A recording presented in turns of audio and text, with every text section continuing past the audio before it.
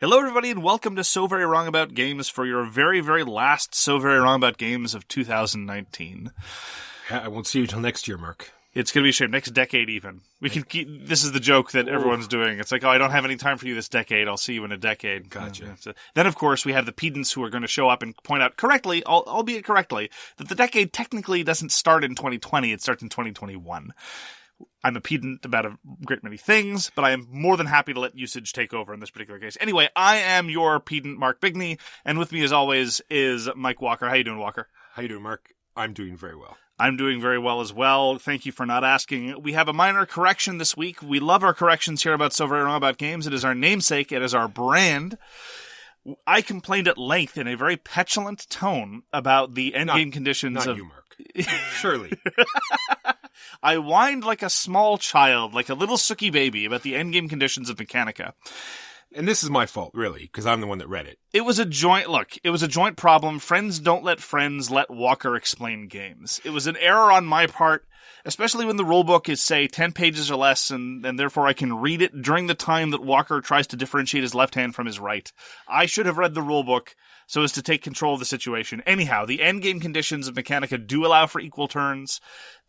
It was just a misreading of a couple different paragraphs. That's fine. We're not exactly talking about top of the SAT charts here for reading comprehension. We apologize for the complaints, even though it would have been a simple fix. And as I said, I would have fully intended to play with equal turns going forward. But Mechanica did not commit that grievous design error that we thought it did. Our sincere apologies to those involved. And also thank you to the swagger who pointed out our error. We always love the fact that you are here to keep us honest and to point out that we are indeed full of crap. So, we're going to talk about board games here on this podcast. We're going to talk about the games we played last week. We're going to talk about the news and why it doesn't matter. And we're going to talk about our feature game this week, which is Caylus 1303 by William Attia and Space Cowboys. So with that in mind, let us head right on to the games we played last week. I got to play a game that I've been looking for quite some time, even though it was published last year. This is going to be a bit of a story here, Walker. I'm leaning back, Mark. There are actual Grail games, the term being that certain games that you desperately wish to acquire and are very difficult to get. The last Grail game I had was Mega Civilization, and I acquired that. And then Mark wept, for there were no more Grails to conquer. But there's been kind of what I would call a mini Grail, a chibi Grail, if you will, of a certain Reiner Knizia card game that was arguably in the same design pedigree as Taj Mahal, which I don't like, and Beowulf, which I adore. And it is called... Here, pronunciation is going to be a little bit of a bugbear. I'm going to call it Karate Tomate. In German, it's Karate Tomate. I don't want to call it that because neither of those are English pronunciations. And so I like Karate Tomate. I also just like the way that it goes. Anyway, Karate Tomate is a brilliant little game of dueling martial arts vegetable practitioners. Or fruits, if you want to include tomatoes there. Again, we are not pedantic about such things here on So Very Wrong About Games.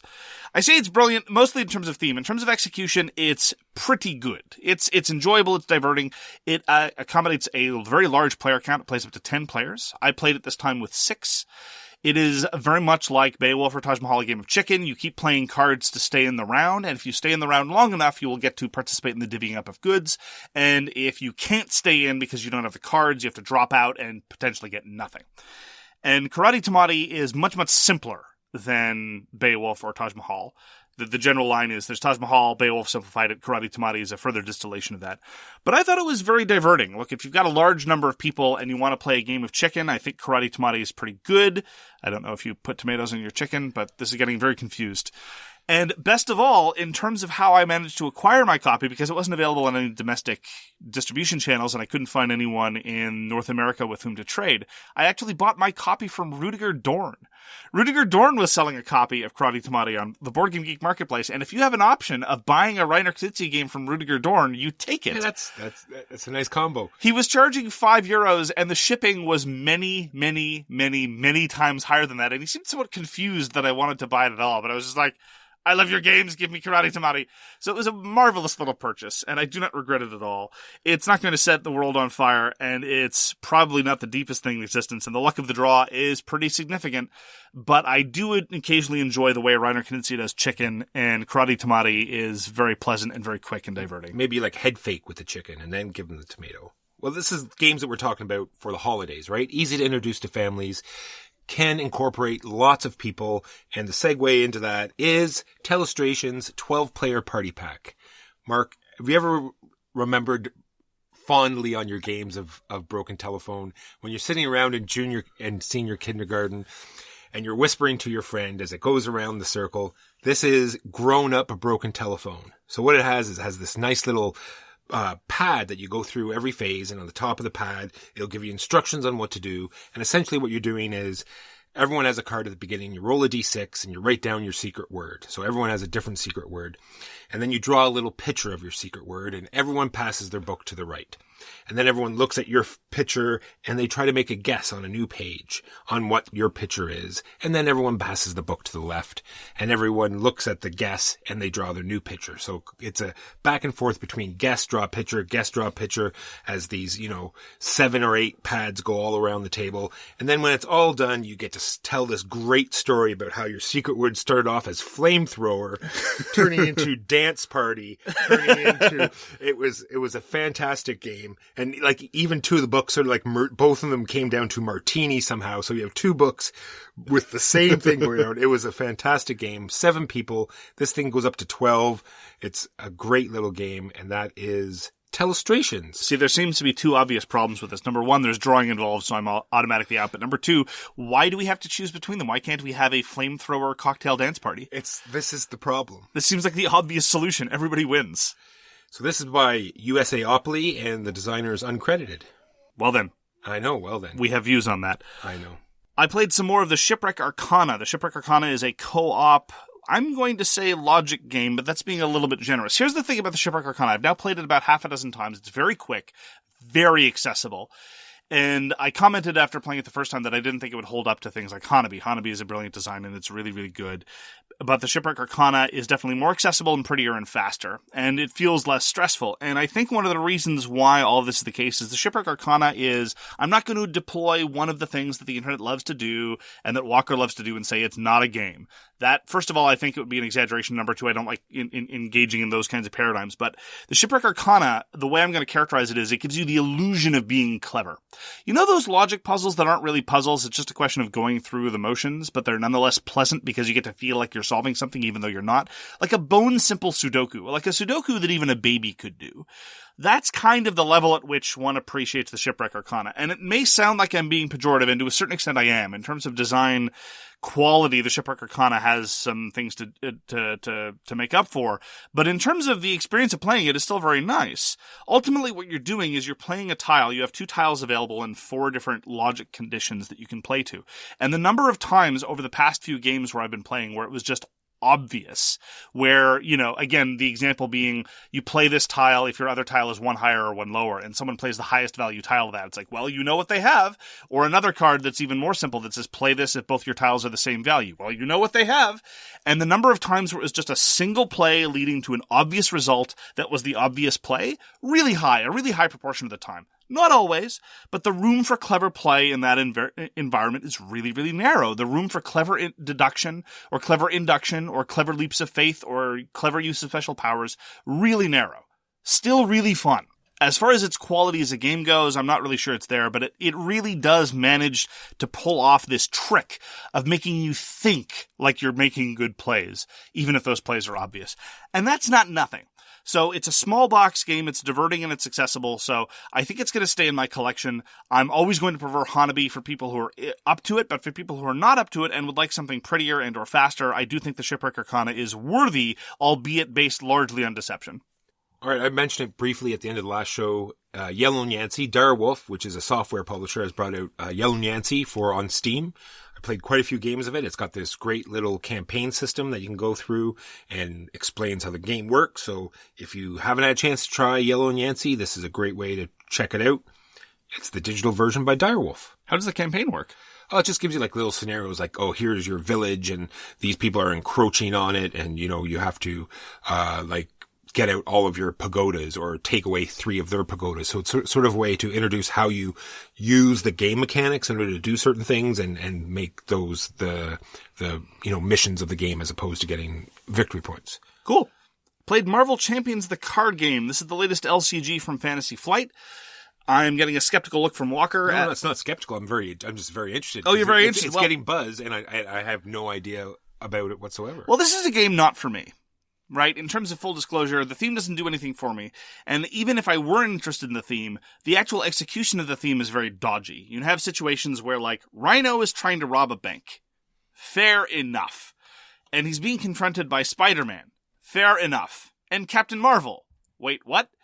And it's just so weird situations like that. Captain Marvel unleashes a full energy blast to Rhino's face and does 8 damage. Okay, next turn. Like, various things that don't seem to make a whole lot of sense. And yes, this is me being very picky about thematic integration, but I just don't understand why someone would be very, very attracted to something by virtue of the theme, and then when the theme is just a total hash. So the theming is mostly just a total hash in Marvel Champions, the card game.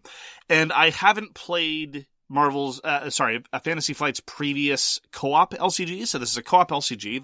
They've done that before with Lord of the Rings.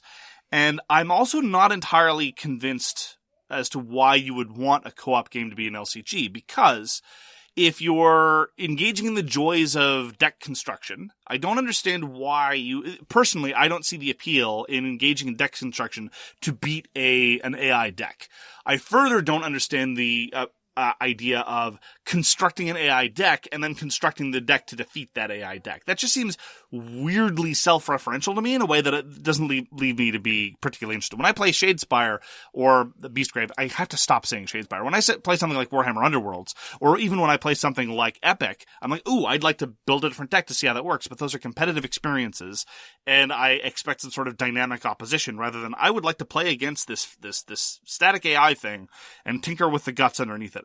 Anyway, that having been said, it has some clever bits. There's this notion of your hero either being in their hero mode or in their alter ego mode. When they're in their alter ego mode, the villains are unopposed, and so they start advancing towards their own victory condition, but you can also heal, whereas in your hero mode, you're actively confronting them, and then there's more outward combat. That part I thought was really cool, and there's some decisions about how to manage back and forth. Sometimes you'll just end up in patterns where you alternate one turn to the other, but sometimes there are some cool elements, and most of the cards have elements that are tied to you being in one mode as opposed to another. And there's a fair amount of variety in the base set. I will give them credit for that. There's a couple different villains, and there's a bunch of different hero options. 2 of them are pre-built out of the box. Then there are a few more that you can build yourself. But all told, it really didn't grab me that much. It was fine. It was a perfectly pleasant experience. You play your cards, you do some damage to a target. But really, we've been spoiled with that kind of fundamental mode of play. I would much rather play Sentinels of the Multiverse. I actually find the superhero universe, as posited by Sentinels of the Multiverse, as it comes through in the game, is vastly more compelling to me than the superhero universe that filters through in Marvel Champions. And they're not super similar as far as card games go, but they're fundamentally similar in the sense that you've got these decks and you're playing against an ultimate villain and you want to knock them out. Well, the advantage that Sentinels has is that, they introduce all the heroes at once, so they're all pretty well balanced, whereas in this Marvel, you're taking heroes from everywhere, so you've got, such an unbalance in powers that I don't know why they would try to do such a thing. Well, actually, they're mirror images of each other, right? In Sentinels of the Multiverse, there's tremendous power differential between how the heroes actually play in the game, whereas in Marvel Champions, you have these different heroes at different power level that come across as playing at the same power level. So it's a pick your poison type of situation. But as I say, my tepid response to the game shouldn't be read as any sort of serious condemnation because, again, it wasn't pitched to my desires or expectations anyway. I'd be curious to see what you have to think about Marvel Champions, the card game. I'm not particularly inclined to go chase down, card expansion sets so I can tinker my deck or what have you. It just doesn't appeal to my sense of deck construction or what I want deck construction to do. I'm not entirely sure why, and it's not fair necessarily to the game. But those are my experiences of Marvel Champions, the card game. And who was the designer of that? That was Michael Boggs, Nate French, and Caleb Grace. Just some... Oh. They've done a bunch of design work for them in the past. They're increasingly working on a stable of lesser-known designers that do a whole bunch of expansion material and other games. Mark and I got to play Maracaibo.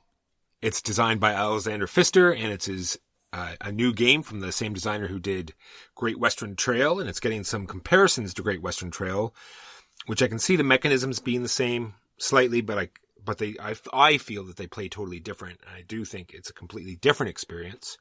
I have to say that while I was playing it, I was not having a positive experience, but it's almost been the sole game I've been thinking about over the past couple of weeks, and I've been waiting to get back to it to try it again. What was it that grabbed you?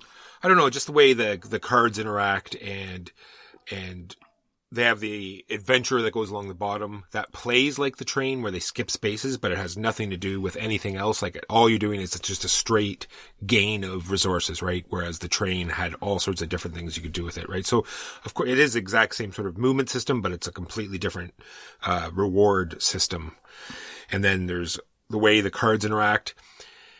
It sort of plays off that you're going for these different strategies and that you need to get the cards you need. But I've seen towards the end of the game that we're cycling through the deck so many times that from what I've read is that people are saying the decisions about playing cards, like you have to decide whether or not to play them for the resources or play them in front of you and get all the benefits from that. And it's a big playoff on how to do that. But I'm wondering if more and more that there is not really a playoff because you're just you play it off as the resource and it goes in the discard pile and it gets cycled back so quickly, you have a very large chance of not getting a card that's exactly like it or getting that exact card back again when you need it. Where Great Western Trail was a deck builder, Maracaibo is a tableau builder. So you're not so much worried about the quality of cards in your deck, you're worried about the quality of the cards that you're able to quote-unquote buy and play out. And it's rather expensive to buy cards. You can't do it all the time. But you get to draw up to your hand size at the end of every round if you use cards for other purposes. Discarding cards has precious little opportunity cost, as you indeed point out. To a certain extent, that's a similarity with it in Great Western Trail. In Great Western Trail, discarding a card from your hand was no problem because you'll be getting more and it's still in your deck. And here in Maracaibo, you'll just be drawing more cards, so it's all okay. And you can't afford to buy all your cards anyway, so might as well hold on to just a couple. I was really feeling the similarity to Great Western Trail in the sense that you've got your primary action selector moving around what is effectively like a giant rondelle on steroids, but you can't manipulate the rondelle. It evolves rather considerably over the course of the game, whether you're playing the campaign version or the scenario version. You're going to have quests show up and cities are going to change and action spaces will change. But honestly, I felt that the variety there felt kind of skin deep because, as you say, there's no real sense. I didn't get a real sense of specialization when playing Maracaibo. I was doing a little bit of everything in a traditional Euro kind of way. And I much preferred the focus of things like Mombasa or Great Western Trail because Pfister has a very, very definite design aesthetic. And I really feel like all his games feel very much like all his other games. And so it's a question to pick your favorite. And as I say, I prefer Great Western Trail. I think that the way the different mechanisms hang together, just as the example, you have the train advancing on the track, and that determines what you can do with your herd. And what you do with your herd is a function of your deck, and how you build your deck is a function of what you do on the giant rondelle. And so you have all these things working together. As opposed to in Maracaibo, where they felt a little bit separate. You've got your tableau, which is doing its own thing. Sometimes it might influence how you do things elsewhere. You've got these action spaces on this giant rondelle, and you've got this explorer track, which is just a series of bennies that you get. So the variety is there. Like, there's tons of scenarios, and effectively infinite variety in what happens to the rondelle, but it's not as organic as the variety that develops in Great Western Trail, because in Great Western Trail, it's what hazards have people been buying or placing, what buildings have people been put out. Great Western Trail isn't one of my favorites, but I do prefer it so far over Maracaibo. But I definitely see why the Pfister heads are all over this. It's still yet more of Pfister. It's a little bit longer than Great Western Trail. How much longer is tough to tell because we were playing with a very slow player who seemed to think that it was against the rules to consider what to do with his turn before his turn began. I tried to explain to him that it was not in the rulebook and that was not a standard of play that we have here in Kingston, but nonetheless, it seemed to recur. And I'm being cruel. The game was a little bit denser than he's probably used to. So I'm willing to try it again, and I'm certainly eager to see how the system evolves, because Pfister games, there's usually more to it than initially appears. But he's not exactly my favorite designer, and in his I'd rather play Great Western Trail. Yeah, I'm worried that it's going to fall into the thing where it's just too much for less payout, right?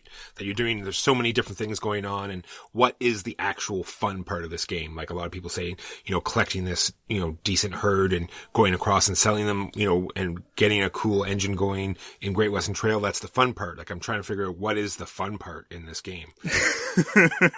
Not that it's not there. I'm not saying it's not there. It's that I'm just trying to figure out, going through all of that, like what is the part that's going to pull me back again and again. Yes, especially since, again, it feels very similar to me to some of his other work it's going to need something to differentiate it. And I don't think that the tremendous variety offered by the scenarios is going to do it, because it mostly just changes the city action spaces, which all more or less devolve into the same thing anyway. So, and it falls a little bit into that thing where people's tableau are so different that you have really no idea what they're doing, right? They're saying, okay, I get to do this now and this now. I get 5 victory points for this, and all you can just say is, okay, I guess you do, because, I'm sure this will be something that you'll be able to figure out once you get to know the game. You'll get to know the cards, you'll understand what's going on, but on the first couple of plays, it seems like you have no idea what other people are doing. It's true. The quality of the player interaction generally seemed to be pretty poor as far as I'm concerned. The primary way you interact with other players in Great Western Trail is by getting in their way and putting out buildings, and if you don't have that, which you don't in Maracaibo, what you're putting out just goes into your personal tableau. That means you have a little less interaction, which is unfortunate. There is interaction. There's lots of competition to get somewhere first. That's the primary way. It's manipulating the tempo of a given round, but it felt a little less substantive to me. I get to play a game called Aristocracy, which is a new Reiner Knizia tile-laying game this year, published by Tasty Minstrel Games, and I thought it was delightful. It was very light. Very, very, very light. He's put out 2 tile-laying games this year, Babylonia and Aristocracy, and Babylonia is definitely the more gamerly version of it. Aristocracy has this element where you put out an incredible number of tiles face down onto a grid, and on your turn you flip up 3 tiles, and then you choose one type of symbol, and you activate all the tiles of that symbol, whether you revealed them this turn, or whether they were revealed by another player in a previous turn and didn't activate them, so on and so forth. Some of them get you goods, those are just goods that sit out in front of you. Some of them let you place buildings. Oh, that's cool. So you flip up a couple tiles like A, B, you use the 2 A's and B is still up, and the next player, flips up 2 B's and a C, and now suddenly he's got 3 B's to deal with, so he gets to do a cooler action. That's very interesting. I like to try that. It is neat. There's a kind of a sort of a push your luck element, too. I mean, granted, if you're playing a 3 or 4 player game, you can't really rely on any of the things being around for your next turn, but it really is a question of, it has those trade-offs of, do I want to do this inefficient thing, or do I want to take the thing that's drowning in symbols and it's less efficient but I get more volume? So that part was cool. And there was a certain amount of blocking and competition for valuable spaces, all the standard tile-laying stuff. I don't think it's going to enter his top tier of tile-laying stuff, but I really liked it as a very light tile-laying game with some relatively whimsical pastel fantasy art and a rather cynical non-theme. More or less, the ruling class is gone, and no one really cares where they went. So the picture on the cover is someone putting up painted boards of a castle around their barn to make their barn look like a castle. In short, it's adds to the delight. I find a lot of elements of Aristocracy delightful, both visually and in terms of playstyle. For a quick, light tile-laying game, it's got rather a lot of setup, but it has practically no rules overhead, and even for Knizia, the scoring isn't that complicated. That's often where a lot of his complexity comes, especially in tile-laying games. People often got confused, for example, in Babylonia. Wait, how does this score again? What does this do in terms of points? The actual gameplay is simple, but the scoring is complicated. Aristocracy is very, very, very simple. If you want a very light, very accessible tile-laying game, I think you can do a lot worse than Aristocracy. I really enjoyed it. I did a sort of a learning game of Flotilla by WizKids. It's a little bit like Concordia, where everyone's going to get a hand of action cards. They don't have nothing to do with the victory points, but everyone has the standard do 6 different actions, and you can, purchase cards later on in order to upgrade your deck. I think it's got, I haven't, I want to play it again. I want to try it. Just, I want to just talk about it briefly. It seems as though it has, the same Euro thing where you build an engine and then you sort of transition into, a victory point engine. Whereas this is, turn that into an actual mechanism where, you start up your resources and then you actually flip everything sky side. And it even says you can do it in turn 1 or you can not do it at all. And then you suddenly get all your tiles back and you try to, manipulate them and start scoring points. Seems awfully interesting. It seems though there's like a lot going on. It seems there's a lot of theme there that is lost. Like there's all these guilds, but it never explains why there's all these guilds. And I think they could have done a lot more with a little bit more flavor text in the game, but we'll see. I want to take another quick look at it and I'll get back to you. And that is, Flotilla by WizKids. I'd be very interested to try it, only if you promise to stop talking about Waterworld in the context of the game. Never. Finally, I got to play Era Medieval Age again. This is the Matt Leacock quote-unquote roll and build put up this year by Eggertspiel. And I remain incredibly diverted by Era Medieval Age. I love watching my little city develop. The tactile thrill and the visual appeal of putting out these little miniatures is so profound that it really makes me forgive its very high cost, because the components really pay off. Where your buildings are matters. It's not just eye candy, although there's plenty of that. Playing out the little different types of buildings, I've really come to, I'm kind of in a third phase of appreciation of the game. In the first phase of the game, I was exploring the different buildings and loving the variety. In the second phase, I was still enjoying the game, but I was thinking, I've seen all the buildings now. I know how all of them work, whatever. And now I'm in the third phase where it's like, you really just have to let the dice speak to you to a certain extent. You have to abandon the fact that you really like to build a hospital. If you aren't getting enough wood, forget building a hospital. Build something else. And just be a little bit more flexible. And being able to deal with the vicissitudes and of the randomness and be flexible with that, those are some of the things that I appreciate in games with dice. Rather than just determining whether an action succeeds or fails, but giving to you an evolving set of conditions whereby you have to be able to adapt and accommodate to what you're getting in a way that lets you compete with other players. That's how I like randomness in my Euros. And I'm starting to really lean into that when playing Era Medieval Age. So I've been having lots more pleasant experiences. It's a very, very accessible game, and the visual appeal is so high that people are attracted to it naturally. I've been enjoying it. The one thing I want to add is, I'm going to bring it up with Caylus later. It has this one thing where you look at your little personal board. It's like this pegboard. It might not look great at first, but the fact that it locks your things into place, like they could have just done, like models that you put on, a piece of cardboard grid. But the fact that there's no way they're going to slide around, it seems like a small thing, but it is huge. The fact that you never have to worry, it's never going to slide. It's just, it'll come up in Caylus again when I talk about it later, but it's just one of these small little things they do that just makes the gameplay that much more enjoyable. Well, if they'd wanted to, they could have just made tiles. True. It could have just been like Baron Park or anything like that. It's like, here's your grid, put out some tiles, but then you wouldn't have cool little plastic things. Exactly. And that's all we got for the games we played this week. Now on to the news and why it doesn't matter. No news. I just have two quick little things, which are both games that are going to be reprinted. Rococo Deluxe by designer Mathis Kramer and Stefan Maltz. It's going to be coming out by Eagle Griffin Games. This is some news because they're just going to bypass Kickstarter. They're just going to... Not that, that came out like it was a negative thing. They're not going to put it up on Kickstarter. They're not going to have any stretch goals. This is the way the game's going to be. You can order it on January 22nd, the way it is, or not. I've only played Rococo once. I remember it being a fantastic Euro game. I'm sure we're going to talk about in a subject later on in an upcoming episode why games need to be redone. But so be it. On to the second part of the news, which is yet another reprint. Kanban. This is going to be Kanban EV.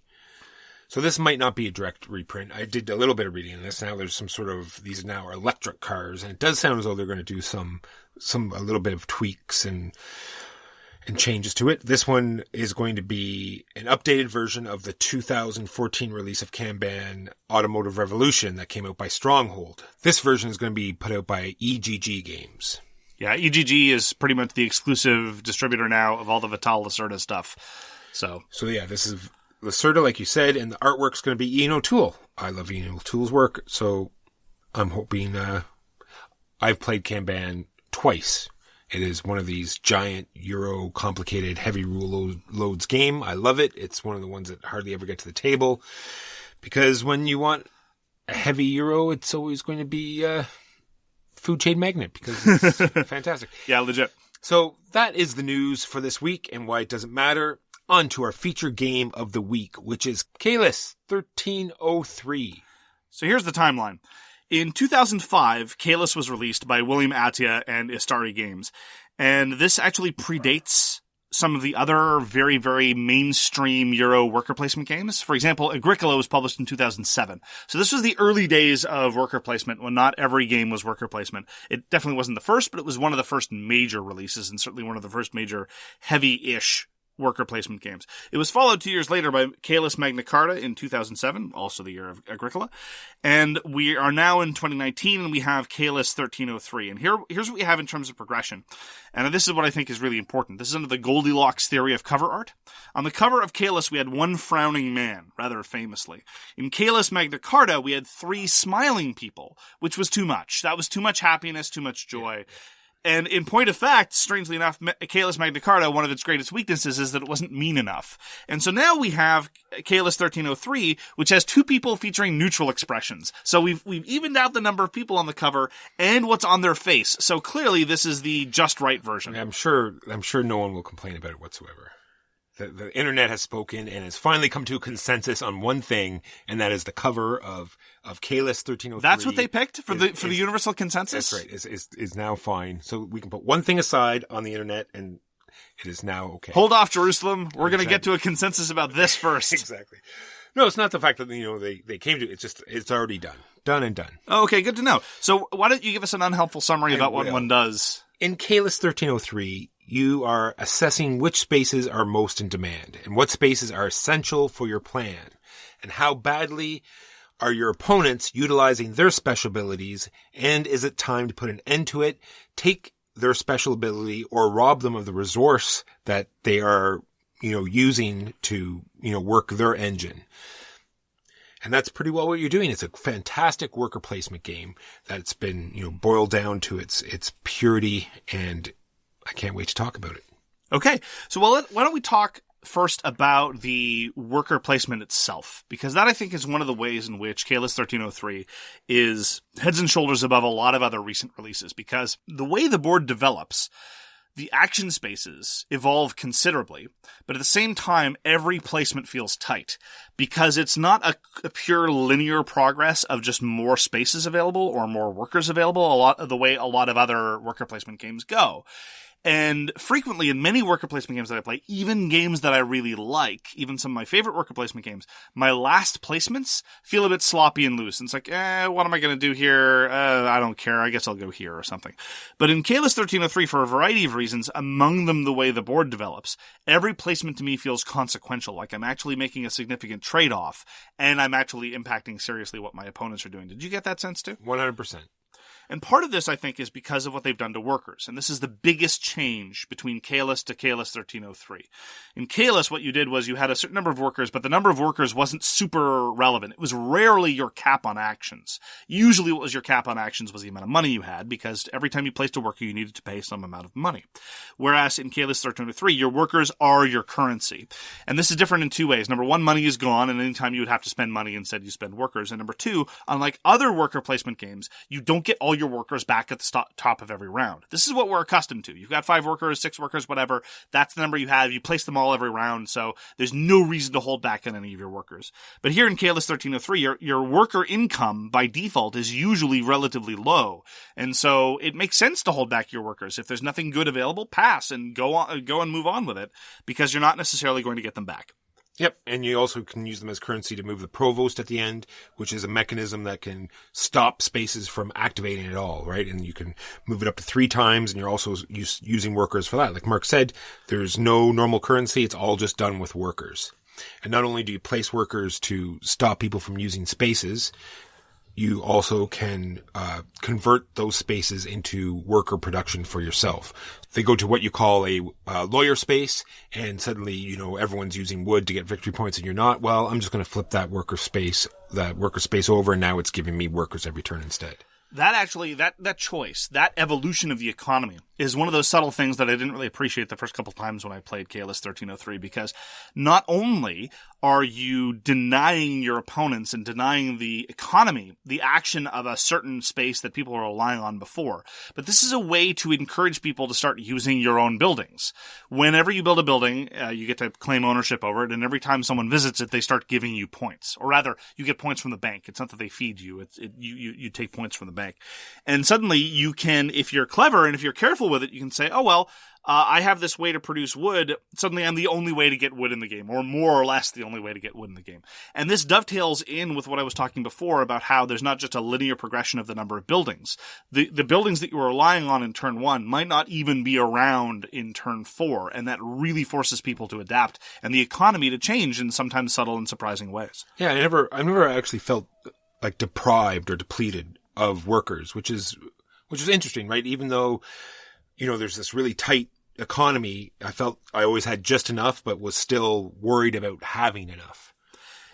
That really depends, I think, to a certain extent on play style. I've had some games where I visit the lawyer a lot and I get and a side consequence of that is you start getting more workers as income. And then the last game I played, for example, I was constantly short on workers. I never had enough to get anything done. And the primary effect of that isn't so much that you're not able to go and activate buildings. The primary effect of that is you don't have what I would call a war chest left over to protect your interests. Because let's talk about the provost. And this is one of the, we've talked before about how tight the worker placement is, and that encourages a certain degree of player interaction, which is an area where worker placement games often fail. But the provost is still very much alive. One of the unique features of Caylus was just because you put your worker out doesn't necessarily mean your worker is going to do anything, because any worker that's past the provost is not going to activate a building. The provost is super mean.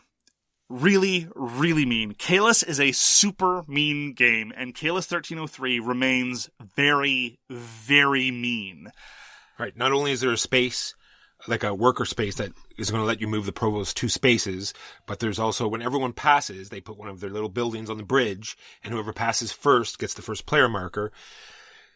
And then in passing order, everyone puts a building out. And then as you activate all the buildings, because you don't get your reward immediately as you put out your worker in other places, everyone puts out their workers, and then you start going up the road, which also, let's just talk about that quickly as we're going on, because it leads to other mechanisms where you sort of have to plan out. It's like, okay, first I'm going to get the resource, then I'm going to do the action. So you sort of have to plan out in your head how you place the workers and where it lies on the road. So that being said, as you're working your way up the road, someone moves the provost if someone went there 2 spaces, and then you get to the bridge. Now, in order that people passed, you can move the provost up to 3 spaces by spending your workers. And this is where it gets super mean. It gets really, really mean. You've got all those elements of the economy, but there's also the issue of, can I protect my placements? If you're very early on in the road, you don't tend to have to worry about it. But these are the oldest buildings. Some of them tend not to be very good. If you want the newer buildings, if you want the ones on the cutting edge that have been constructed most recently, sometimes those are the best buildings, or sometimes it just happens to be what you need. You have to worry about where it's going to end up. And there are a variety of different tools at your disposal. You can either save workers, so you can just throw workers out of the bridge, or you can try to come up with temporary ad hoc alliances. You get to see, if you don't have a lot of workers, but somebody else does and they've placed very far along the road, well, you can probably hope that they're going to be spending some of their resources to make sure that the provost is where you need it to be. And a lot of these calculations are very, very, very cruel, and you end up in situations where people with lots of workers just spend resources exclusively to deny other people activations. And honestly, if you're not in the mood for that, or if your group doesn't like that, it's going to rub you the wrong way. But personally, I find it delicious and a welcome change to most worker placement games. Yeah, and it's also, the other strategy is to put workers out into places that you don't completely need, but it lets you pass later on the round, which lets you move the provost last, right? So that's also another interesting mechanism. Yes. Can I bring up, on this issue of when one passes, do I have your permission to bring up a serious negative? You may. Thank you very much, Walker. I will allow it. I appreciate your magnanimity. One of the elements that get removed from Caylus to Caylus 1303, which I think is I don't know if it's a serious problem, but it's a serious defect, I think. And that is, Caylus had a dynamic turn structure whereby it wasn't always clockwise, and it really depended on how you activated a certain building, specifically the stables. You could go to the stables to jump up on the turn order and things like that. And so it wasn't always clockwise or counterclockwise. It was variable. Caylus 1303, whoever passes first gets the first turn marker. And that's it. And then it's just clockwise. In a 3-player game, that's not a huge deal. In a 5-player game, that can be a really huge deal. Especially if you're in a situation where the same person reliably passes first. If you're to their right, it is massively disadvantageous to be in that situation. And the way to accommodate it is to really effectively take what is close to a null turn. And then, of course, the person to your right is now being systematically disadvantaged. And there's not a whole lot you can do about it. You can't do anything to come in second in turn order, much less third or anything like that. It's one of the areas of Caylus, pretty much the only area of Caylus that I really felt lacking in compared to 1303. Agreed. I thought a quick fix to that would be just to slide the buildings, like after everyone's passed, just to slide the buildings down and just make that the turn order. And I wonder if that would be an easy fix for that. I agree. Next time we play, I'm actually going to suggest that as a variant. We'll report back here if we have any data to report. Yeah, just have the turn order for the next round be the order in which you passed, so you have some control maybe over what's going on. All right. Another great thing is the fact that I felt as though all the buildings were very, very balanced. There's like in worker placement we've talked about before, where some of the areas are just completely useless. Nobody ever uses them. I felt as almost a lot of times you just stop placing workers because everything was taken. Exactly. And this is one of those areas where I really think 1303 is preferable to Magna Carta, because a lot of these streamlining elements, or at least parallel streamlining elements, existed in Magna Carta, and a lot of people prefer Magna Carta to original Caylus, and I can see why.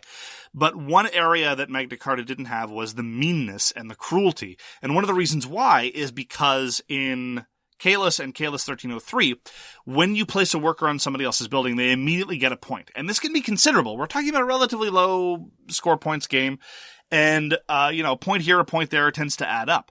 Whereas in Caylus Magna Carta, the owner of a building only got the benefit when the building was activated. So in other words, what you always have in Magna Carta is two people at the table who want the building to be activated. The person who placed the worker and the person who owns the building. Sometimes that's the same person, but... So as a result, you had much less incentive, or the situations where you would want the provost to screw them out of that action were very narrow. Whereas in Caylus 1303, you sometimes have that aspect of someone visiting your building and getting a benefit when it's activated. Mostly, though, the moment they show up, you're happy, and you'd be perfectly willing to knife them in the back and deny them your ability to activate that building. All right, I have many paths to victory. There's being the person that builds the buildings, because like I said, if someone uses your building, then you get a victory point. To say nothing of the points you get when you build it. Well, yes, you get points when you build it. There are what we call packets. At the very end of the road, there's building the castle. Bundles. Walker. Bundles. I'm very bundles. sorry. Bundles. You get to put out bundles, and that's like paying 3 resources, all different. One must be food. The other 2 must not be food and be different. And that gets you 5 victory points. So that's another... And you can do all of these together, but you can concentrate on one. And then there's these special abilities, right? Where you can get a certain combo of special abilities that you can, utilize and get victory points that way. I like the fact that it's not all streamlined one way to get victory points. There's all sorts of different ways you can win this game. There's also the prestige buildings. One way that the prestige buildings have changed in Caylus to 1303 is that now in 1303, building prestige buildings is just part of the turn structure. It's one of the only things you do that is not a function of activating a building. Just everyone can build prestige buildings every round, which is helpful because you don't have to... The shorter length of 1303, and more on that later, means you're not necessarily going to be guaranteed that somebody builds the building that lets you build prestige buildings, and then there might be too much of a bottleneck in terms of who gets to activate that one building, because building a prestige building can be 20 points if you've saved up the resources for it. And putting that through the bottleneck of a single building, hoping that it gets built and gets activated in a fair way, that might be a little bit too much to ask. So let's talk about the characters here, because this is one element that is entirely new in 1303, did not exist in previous versions of Caylus. At the top of the game, you deal out N+3 special characters that all have a relatively minor to relatively major special power. You draft them in reverse start player order, and then over the course of the game, you can activate these things called favors, which let you get more characters, the ones that weren't drafted at the start, or steal them from other people. I was a little concerned that maybe these were going to be a little bit too consequential or a little bit too inconsequential, because in either case it would be problematic. But I actually thought that they struck a relatively good balance. I think so too. I think some of them were definitely more powerful than others, but I think they were very situational, and the fact that they move around so often.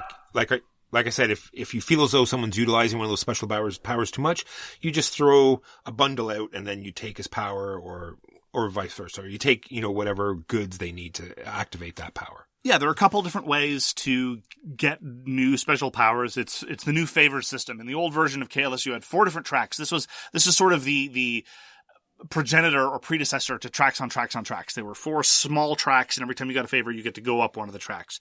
Now, instead of doing that, you have these buildings that are set aside as favor buildings, and you might get to activate one of them, or you get to take a new character power, either from somebody else or from the available supply. And honestly, I thought that the frequency with which they moved around was pretty good. It was the situation where if you desperately needed a power to work for your current turn, you could defend it, but for the rest of the time, you just had to keep your eye open for what was available and react accordingly. I thought it worked out really well. Yeah. I'm going to break my own rule, Mark. Just because we're talking about packets and bundles and batches.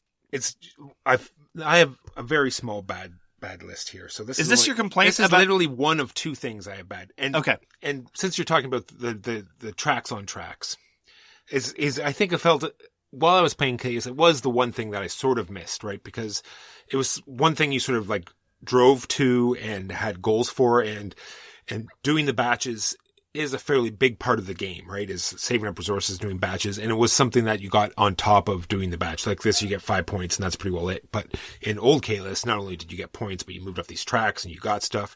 And when you got to the end of the tracks, you could start bouncing off the top of the tracks and really getting some good points. So I can see why it was changed, and it definitely reduces the time. More on that later. But I found as though if I had to pick something bad, that was the one bad thing I saw in this new game version of Caylus. I didn't miss them. Long story short, I definitely see that a lot of people loved manipulating the tracks, but there was some question as to whether or not all the tracks were balanced. The general consensus. Yeah, like don't get me wrong. If I had a choice, I would go to be without the tracks. I'm just saying I felt as though it was lacking slightly for like the looking forward to doing a bundle packet. Bundle packet bundle. Yeah, fair enough. All right, different every time. We just talked about the characters or the special abilities. There's like a deck of 12 to 15, and you're only using a number of players plus 3. So the mix is going to be totally different, and whether or not they're available or the players pick them at the beginning is going to be different. The buildings that go out, not only the buildings that go out, but the order, which does matter, is going to be different as well. So I like that part, the fact that it's a different experience every time you play. The amount of variety that you get just from the different building placements. You get 3 buildings at the top for the new favors. You get a stone building that's going to show up later that in Caylus was printed on the board and was always how gold entered the system, but now it's a random building. And a random wood building at the start. And when they are a random start building, they work differently than if they were constructed over the course of the game. And I really like how those subtle changes to the economy really pay significant dividends. Again, this is one of those things where I was reading, it's like, yeah, whatever, put out a random start building. Every bloody Euro has some minor variance in setup. But this you actually felt in the economy, and it made a significant difference, and I really liked it. All right, we played 5-player, and other than the turn sequence, I thought it worked great at 5-player. It moved very quickly. The flow was great. You put out your workers until everyone passes, and then you just have someone, going along the road. You do this, and you start picking up workers. Yeah, other than the turn order, it scales really, really well. And this picking up the workers is going to dovetail into what I was talking about before. Just a slight little board thing that's included that seems minor, but just it makes it a much better experience to me. They have this area on the board that's called the tents, and that's where you put all your extra workers. You might wonder why can't I just keep my workers in front of me, and these are my active workers and these are my non-active workers. I don't know why, but it just makes the game for me. The fact that everyone's workers over there and the ones that you have are just in front of you. I don't know what it is about it, but it just seems like a huge part. It certainly helps to visual identify how many workers your opponents have, start working about, what's your active pile and so forth. Yeah, I agree with you. It's surprisingly user-friendly. Another thing that's been changed in the new version that I really like is, generally speaking, the costs of things have been smoothed out and simplified. I really don't like it when a lot, especially in medium to heavier Euro games, where everything rests on your having the precise configuration of goods, and where one thing is off, you're really, really hosed. Now, in the context of offering batches to the castle, yes, you need to have a precise combination, but it's somewhat flexible. I wasn't able to get the wood that I needed. Oh, okay, well, a stone will do just as well. You have the ability to do that. All of the buildings, all the wood buildings cost 1 wood and 1 of something else. Sometimes it's specific, but sometimes it's not. So you can show up and be guaranteed to be able to build something if you've got a wood and something else, the overwhelming majority of the time. Same thing with stone buildings. Whereas in the original Caylus, the recipes for specific buildings tended to get a little bit more specific. And if you showed up at the castle and didn't offer the precise combination of goods, you would get a point penalty, which wasn't a huge deal, but it felt really punishing. And in terms of the variety of different strategies, also at the end of each era in Caylus, if you hadn't shown up to donate to the castle, you also got a point penalty. I'm not saying it's particularly competitively viable to ignore offering goods to the castle entirely, nor should it be, I guess, especially thematically speaking. But it's that extra little bit of feeling constricted that the system introduced that 1303 gets rid of, and without any concordant reduction in quality of decision making. And so I think that's really one of the improvements in terms of honing the design. All right, and my last point I have is the hidden scoring. The fact that all your points are hidden, I think that's an essential part of it because of all the way the special abilities are bouncing around. and the way your combos are acting up, I'm really thinking as though people could gang up on you if they knew what your points were, and I think it would break down if the points were visible. Especially given the additional level of cruelty of the Provost, I agree entirely. So, for me, to sort of sum up, I think that Caylus 1303 is one of the best worker placement games that I've played in the past few years. I don't think it's going to eclipse any of my top 3 worker placement games of all time, but that's a relatively high bar.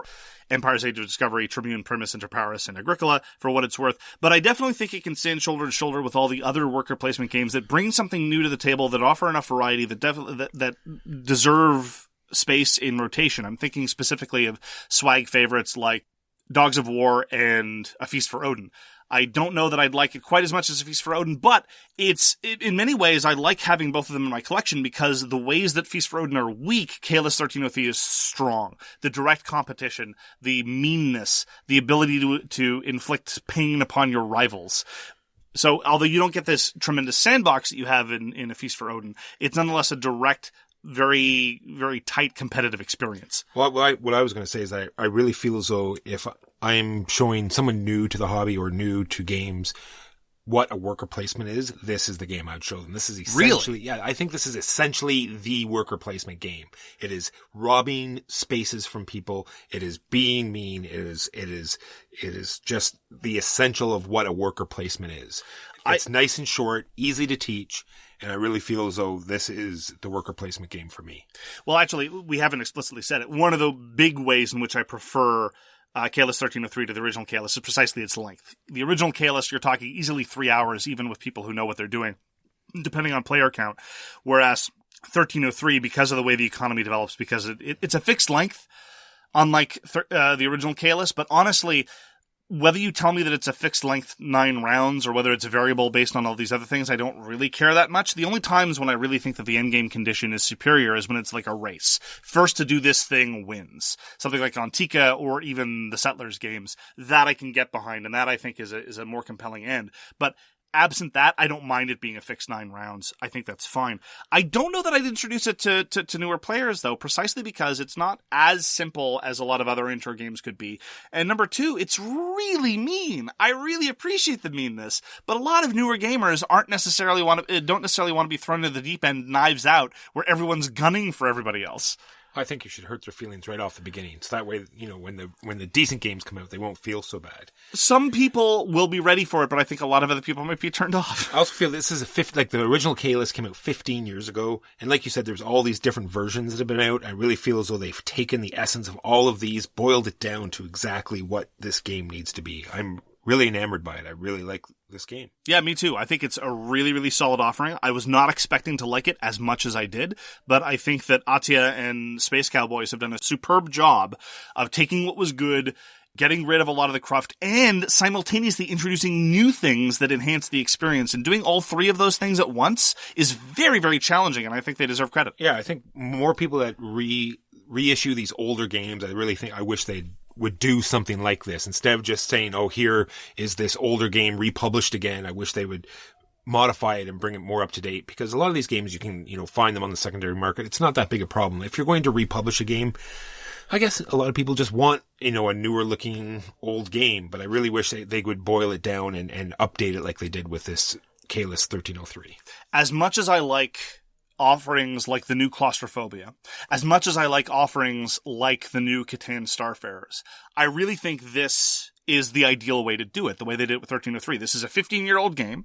This isn't something that was published just a few years ago. This is, and it's really one of the seminal games in the genre, and they made considerable alterations to it while improving it in every step of the way. Unlike something like Claustrophobia, which is a more recent release, and maybe I'm splitting hairs here over dates, or unlike something like Catan Starfarers, where they didn't change a whole heck of a lot. Now, or Siege of the Citadel. Let's talk about that. Or right? Siege of the Citadel, which they mostly just ported in all the old problems and didn't really improve anything. You're absolutely right. This, I think, is a masterclass on how to reissue a seminal Euro game. And if they start applying this sort of technique, if they're able to inject this level of refinement into games that are 20 years old on the reg, then I'd very much be looking forward to that being the new market. As opposed to something like, look, I don't mean to crap on Rococo Deluxe or Kanban EV or whatever, but like, we're talking about comparatively recent releases releases with comparatively few rules changes. And I'm with you. If it's just a new graphical overhaul, I really don't think that the market needs a whole heck of a lot of that, especially given how saturated the market is. This kind of quote-unquote reprint/redevelopment, this is more of what I'd like to see. Agreed. So thank you very much for joining us for So Very Wrong About Games. If you'd like to get in touch with us, you can reach Walker via his email, justrolledadice@gmail.com. You can reach me, Mark Bigney, on Twitter @TheGamesYouLike. For more public discussion, you can find the So Very Wrong About Games Facebook page, or you can check out our Board Game Geek Guild, which is guild number 3236, and you can find us on Patreon. We read everything you send us, and we'll get back to you if we can. Thanks very much again for tuning in, and we hope to see you again soon. If you liked it, tell a friend. You've been listening to So Very Wrong About Games, produced by Michael Walker and edited by Mark Bigney. Special thanks goes to What Does It Eat for generously allowing us to use their most excellent song, FOS, as our theme. You can find them at whatdoesiteat.com. You can reach us by email at soverywrongaboutgames@gmail.com or on Twitter @SoWrongGames. Thanks very much, see you next time, and always, try to be right, but remember you are so very wrong.